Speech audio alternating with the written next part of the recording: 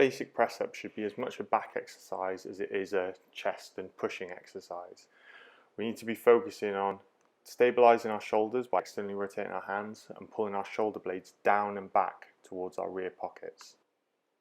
The shoulder blades here are pulling down and working really hard throughout the movement.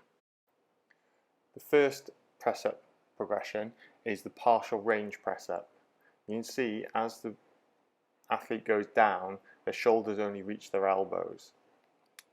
This is a good starting position because it requires less strength, less range of motion.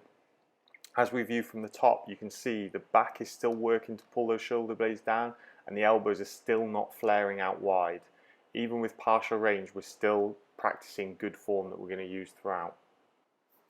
With press up number 2, we can now progress to a full range of motion.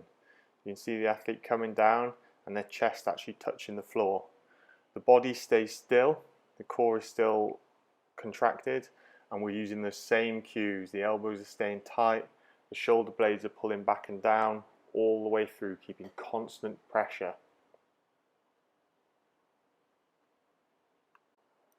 With this third progression, we're now asking the athlete to rotate slightly. So rather than stay square and get the center of the chest to the floor, they're twisting very slightly and trying to put each nipple in turn to the floor. This is where that static scapular position and keeping that elbow tight becomes really important.